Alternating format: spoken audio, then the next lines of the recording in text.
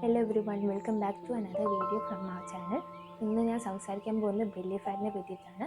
അതിനെപ്പറ്റി റിലേറ്റഡ് ആയിട്ടുള്ള കുറച്ച് സയൻസും അത് കഴിഞ്ഞിട്ട് അത് റെഡ്യൂസ് ചെയ്യാൻ ഹെൽപ്പ് ചെയ്യുന്ന കുറച്ച് ടിപ്സാണ് ഷെയർ ചെയ്യാൻ പോകുന്നത്. സോ അത് you can see the whole video or you can skip to the exercise part, നിങ്ങളുടെ ഇഷ്ടം. അത് കൂടാതെ നിങ്ങൾക്ക് ഹെൽത്ത് റിലേറ്റഡ് എന്തെങ്കിലും പ്രശ്നങ്ങൾ, ഡൗട്ട് എന്തെങ്കിലും ഉണ്ടെങ്കിൽ കമൻറ്റ് സെക്ഷനിൽ ചോദിക്കാം. I will definitely try to help you. So let's begin ആ വീഡിയോ. നമ്മുടെ ബോഡിയിൽ ഫാറ്റ് സെൽസ് ഉണ്ട് ഓർ അഡിപ്പോസൈറ്റ്സ്. അത് എക്സസ് കാലറീസിനെ ഫാറ്റായിട്ട് കൺവേർട്ട് ചെയ്തിട്ട് നമ്മുടെ ബോഡിയിലെ ഡിഫറെൻറ്റ് ഏരിയാസിൽ കൊണ്ടുപോയി സ്റ്റോർ ചെയ്യും. അതിനുശേഷം നമുക്ക് ഫുഡ് കിട്ടാത്ത സമയത്ത്, എനർജി ആവശ്യമുള്ള സമയത്ത് അതിനെ തിരിച്ച് എനർജി ആയിട്ട് കൺവേർട്ട് ചെയ്തിട്ട് നമ്മുടെ ബോഡി അതിനെ യൂട്ടിലൈസ് ചെയ്യും. ഇതിന് എവല്യൂഷൻ്റെ ഭാഗമായിട്ട് നമ്മുടെ ബോഡി ഡെവലപ്പ് ചെയ്തൊരു മെക്കാനിസമാണ്. പക്ഷെ അത് ഇപ്പോഴും എക്സിസ്റ്റ് ചെയ്യുന്നുണ്ട്. കാരണം നമ്മുടെ ലൈഫ് സ്റ്റൈൽ ചേഞ്ചസ് ആണ്, ജനറ്റിക് റീസൺസ് ആണ്, അല്ലെങ്കിൽ മെറ്റബോളിസം റിലേറ്റഡ് ആയിട്ടുള്ള റീസൺസ് ആണ്. നമ്മുടെ ബോഡിയിൽ ഫാറ്റ് രണ്ട് രീതിയിലാണ് സ്റ്റോർ ചെയ്യുന്നത്. ഒന്ന് സബ്ക്യൂട്ടീനിയസ് ഫാറ്റായിട്ടും രണ്ട് വിസറൽ ഫാറ്റായിട്ടും. സബ്ക്യൂട്ടീനിയസ് ഫാറ്റാണ് നമ്മുടെ സ്കിന്നിൻ്റെ താഴെയായിട്ട് സ്റ്റോർ ചെയ്യുന്ന ഫാറ്റ്. അത് എക്സ്റ്റേണലി വിസിബിൾ ആയിട്ടുള്ള ഫാറ്റാണ്, അത്രയ്ക്ക് ഡേഞ്ചറസ് അല്ല. ഇനി രണ്ടാമത്തെയാണ് വിസറൽ ഫാറ്റ്. അത് നമ്മുടെ അബ്ഡോമിനൽ ക്യാവിറ്റിയുടെ ഉള്ളിൽ കാണുന്നത്, നമ്മുടെ അബ്ഡോമിനൽ ഓർഗൻസിന് കവർ ചെയ്യുന്ന കാണുന്ന ഫാറ്റ്. അത് എക്സ്റ്റേണലി വിസിബിൾ ആയിരിക്കില്ല. അതാണ് കൂടുതൽ പ്രശ്നം ഉണ്ടാക്കുന്നത്. കാരണം അത് ബ്രീത്തിങ്ങിനെയും നമ്മുടെ കഴിക്കുന്ന രീതിയും എല്ലാത്തിനെയും എഫക്റ്റ് ചെയ്യുന്നുണ്ട്. അതുകൊണ്ട് വിസറൽ ആണ് സബ്ക്യൂട്ടീനിയസ് ഫാറ്റിനേക്കാളും കൂടുതൽ ഡേഞ്ചറസ്. ബെല്ലി ഫാറ്റ് കൂടുതൽ ഡേഞ്ചറസ് ആയിട്ട് കാണുന്നത് സ്ത്രീകളിലും അതേപോലെ തന്നെ മെലിഞ്ഞ വ്യക്തികളിലുമാണ്. പിന്നെ മെലിഞ്ഞ വ്യക്തികൾക്ക് അവർ പുറമേ നോക്കുമ്പോൾ ഫാറ്റ് കുറവാണ്, അവർക്ക് ഹെൽത്തി ആയിട്ട് തോന്നും, ഫിറ്റായിട്ട് തോന്നും. അതുകൊണ്ട് തന്നെ അവർ എക്സസൈസ് ഒന്നും ചെയ്യാനായിട്ട് ശ്രമിക്കില്ല. പക്ഷെ ഇങ്ങനത്തെ വ്യക്തികൾക്ക് ബെല്ലി ഫാറ്റ് ഉണ്ടാകുമ്പോൾ അത് കൂടുതൽ കോംപ്ലിക്കേഷൻസ് ആണ് ഉണ്ടാക്കുന്നത്. ഇനി ബെല്ലി ഫാറ്റ് ഉണ്ടാവാനായിട്ട് ഒരുപാട് റിസ്ക് ഫാക്ടേഴ്സ് ഇൻവോൾവ് ആണ്. നമ്മുടെ ജനറ്റിക് കാരണങ്ങളാകാം, അല്ലെങ്കിൽ ബോഡിയിലെ ഹോർമോണൽ ചേഞ്ചസ് കാരണം. ഈ സ്ത്രീകളിലേക്ക് പ്രഗ്നൻസിയുടെ സമയത്ത്, അതിനുശേഷം പോസ്റ്റ്പാർട്ടത്തിൻ്റെ സമയത്ത്, മെനോപോസിൻ്റെ സമയത്തൊക്കെ നമ്മുടെ ബോഡിയിൽ വരുന്ന ഹോർമോണൽ ചേഞ്ചസ് കാരണം ഈ ബെല്ലി ഫാറ്റ് വരാം. പിന്നെ ആൽക്കഹോൾ യൂസ് ചെയ്താലും ബെല്ലി ഫാറ്റ് വരാം. ഡയറ്റ് ശരിയാവാത്തതുകൊണ്ട്, ഉറക്കം ശരിയാവാത്തതുകൊണ്ട്, സ്ട്രെസ്, ആൻസൈറ്റി ഒക്കെ ഉള്ള വ്യക്തികളൊക്കെ ആണെങ്കിൽ നിങ്ങൾക്ക് ബെല്ലി ഫാറ്റ് ഉണ്ടാകാനുള്ള സാധ്യതയുണ്ട്. പിന്നെ one of the main common reasons, നമുക്ക് മാറ്റിയെടുക്കാൻ പറ്റുന്ന ഒരു കാരണമുണ്ട്, lack of exercise or sedentary life style. Belly fat ഉള്ള വ്യക്തികൾക്ക് കാർഡിയാക് പ്രോബ്ലംസ് ഉണ്ടാകാനുള്ള സാധ്യത കൂടുതലാണ്. അതേപോലെ തന്നെ ഡയബറ്റീസ് ടൈപ്പ് 2 വരാനുള്ള സാധ്യതയും കൂടുതലാണ്. ക്യാൻസറുകൾ like colorectal cancer, breast cancer, ഇങ്ങനത്തെ ക്യാൻസറുകൾ വരാനുള്ള സാധ്യത കൂടുതലാണ്. പിന്നെ അൽഷിമേഴ്സ്, ഡിമെൻഷ്യ പോലത്തെ മാനസിക പ്രശ്നങ്ങൾ വരാനുള്ള സാധ്യതയും കൂടുതലാണ്. ഒന്നെന്ന് പറയുന്നത് ഒരു മെഷറിംഗ് ടേപ്പ് എടുത്തിട്ട് വേസ്റ്റിന് അറൗണ്ട് ഒന്ന് സർക്യൂംഫറൻസ് നോക്കുക. അത് സ്ത്രീകൾക്ക് 90 സെൻറ്റിമീറ്ററിന് മുകളിലാണോ, പുരുഷന്മാർക്ക് 100 സെൻറ്റിമീറ്ററിന് മുകളിലാണോ എന്ന് നോക്കുക. അങ്ങനെയാണെങ്കിൽ നിങ്ങൾക്ക് ബെല്ലി ഫാറ്റ് ഉണ്ടാവാനുള്ള സാധ്യത. പിന്നെ ഒരു സംഭവമാണ് BMI, ബോഡി മാസ് ഇൻഡെക്സ്. അത് 30ക്ക് അബവ് ആണെങ്കിലും ബെല്ലി ഫാറ്റ് ഉണ്ടാവാനുള്ള സാധ്യതയുണ്ട്. പിന്നുള്ളൊരു കേസ് എന്ന് പറയുന്നത് വേസ്റ്റിൻ്റെ സർക്യൂംഫറൻസ് എടുത്തുമല്ലോ, ഹിപ്പിൻ്റെ സർക്യൂംഫറൻസ് കൂടി എടുക്കുക. എന്നിട്ട് ഇതിൻ്റെ റേഷ്യോ നോക്കുക. വെയ്റ്റ് സർക്യൂംഫറൻസ് ബൈ ഹിപ്പ് സർക്യൂംഫറൻസ് നോക്കുക. സ്ത്രീകൾക്ക് അത് 0.85 താഴെ നിൽക്കണം, പുരുഷന്മാർക്ക് അത് 0.9 താഴെ നിൽക്കണം. അങ്ങനെയല്ലെങ്കിൽ അതിനർത്ഥം ബെല്ലി ഫാറ്റ് ഉണ്ടെന്നാണ്. പിന്നെ അവസാനമായിട്ട് നിങ്ങൾക്ക് വേണമെങ്കിൽ വേസ്റ്റിൻ്റെ സർക്യൂംഫറൻസും ഹൈറ്റും കമ്പയർ ചെയ്യാം.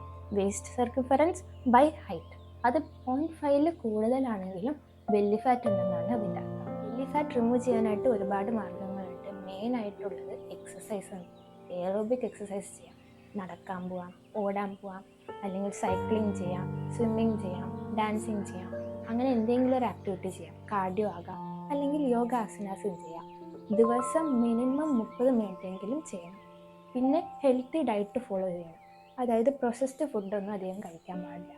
ആൽക്കഹോൾ ഒഴിവാക്കുക, സ്മോക്കിംഗ് ഒഴിവാക്കുക, ട്രാൻസ് ഫാറ്റ്, റിഫൈൻഡ് ഷുഗറും കൂടുതലുള്ള ഭക്ഷണം ഒഴിവാക്കുക. ഫ്രൂട്ട്സും വെജിറ്റബിൾസും കൂടുതൽ കഴിക്കാം. പിന്നെ ഇൻ്റർമിറ്റൻറ്റ് ഫാസ്റ്റിംഗ് ചെയ്യാൻ പറ്റുകയാണെങ്കിൽ നല്ല കാര്യം. അടുത്തതായിട്ട് നിങ്ങളുടെ സ്ലീപ്പ് സൈക്കിൾ റെഗുലർ ആക്കാൻ ശ്രമിക്കുക. സ്ട്രെസ്സും ആൻസൈറ്റിയും എന്തെങ്കിലുമൊക്കെ ഉണ്ടെങ്കിൽ അത് കുറയ്ക്കാനും ശ്രമിക്കുക. Science, you are losing belly fat. ഒന്നാമത്തേതായിട്ട് നമ്മുടെ വേസ്റ്റ് ചെറുതാവും തുടങ്ങും, കുറച്ചും കൂടെ മസ്കുലർ ആകും, ഡിഫൈൻഡ് ആകും. നമ്മുടെ വെയിറ്റ് കുറയും, ബോഡി കുറച്ചും കൂടെ സ്ട്രോങ്ങർ ആയിട്ട് ഫീൽ ചെയ്യും. പിന്നെ നമ്മുടെ വിശപ്പ് കുറയും, മെൻ്റലി ഷാർപ്പ് ആകാൻ തുടങ്ങും, കുറച്ചും കൂടെ ഹാപ്പി ആയി ഫീൽ ചെയ്യും. നമ്മുടെ സ്ലീപ്പ് സൈക്കിളൊക്കെ റെഗുലർ ആകാൻ തുടങ്ങും. ക്ലോത്ത്സ് ഒക്കെ കുറച്ചും കൂടെ നല്ല രീതിയിൽ ഫിറ്റ് ചെയ്യാനൊക്കെ തുടങ്ങും. ഈ സൈൻസ് ഒക്കെ ഉണ്ടെങ്കിൽ അതിനർത്ഥം നമ്മൾ ചെയ്യുന്ന കാര്യങ്ങളൊക്കെ എഫക്റ്റ് കാണിച്ചു തുടങ്ങി എന്നുള്ളതാണ്. ബെല്ലി ഫാറ്റ് കണ്ടുപിടിച്ച ശേഷം അതിനെ റിമൂവ് ചെയ്യാൻ സ്റ്റാർട്ട് ചെയ്ത് കഴിഞ്ഞു. പക്ഷേ ബോഡിയിൽ പെട്ടെന്ന് തന്നെ അതിൻ്റെ ചേഞ്ചസ് വന്ന് തുടങ്ങണമെന്ന് നിർബന്ധമില്ല.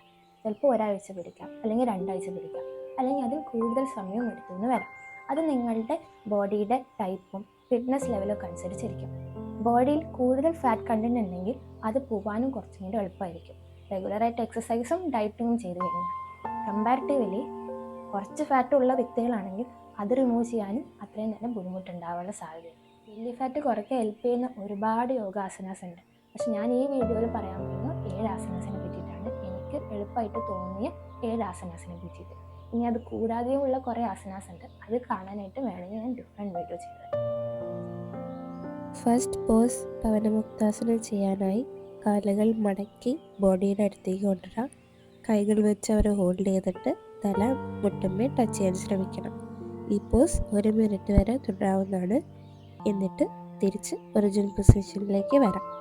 അടുത്ത പോസാണ് ക്യാമൽ പോസ്. അതിനായി മുട്ടുകുത്തി നിന്നിട്ട് കൈകൾ അരക്കി പിടിച്ച ശേഷം പതുക്കെ പുറകിലേക്ക് വളയാൻ ശ്രമിക്കുക. എന്നിട്ട് പതുക്കെ ഉപ്പുറ്റി ഹോൾഡ് ചെയ്യാൻ ശ്രമിക്കണം.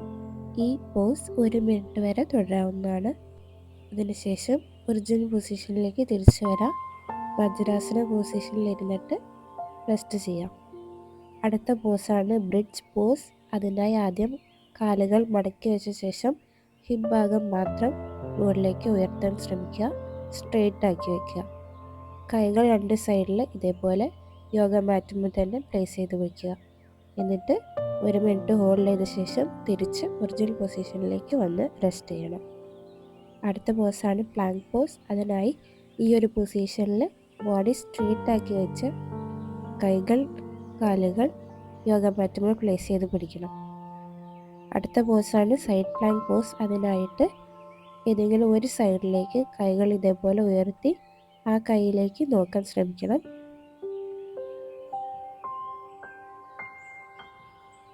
എന്നിട്ട് തിരിച്ചു വരണം. അടുത്ത പോസാണ് കോബ്ര പോസ്. അതിനായി ഈ ഒരു ലെവൽ വരെ എക്സ്റ്റെൻഡ് ചെയ്യാം, അല്ലെങ്കിൽ മുഴുവനായി എക്സ്റ്റെൻഡ് ചെയ്യാം. ഈ പോസ് 1 മിനിറ്റ് വരെ തുടർന്ന ശേഷം തിരിച്ച് ഒറിജിനൽ പൊസിഷനിലേക്ക് വരാം. എന്നിട്ട് കൈകൾ ഇതേപോലെ പിടിച്ച ശേഷം റെസ്റ്റ് ചെയ്യാം. അടുത്തതാണ് മൗണ്ടൻ പോസ്. അതിനായി കൈകൾ ഒരുമിച്ച് പിടിച്ച് മുകളിലേക്ക് ഉയർത്തണം.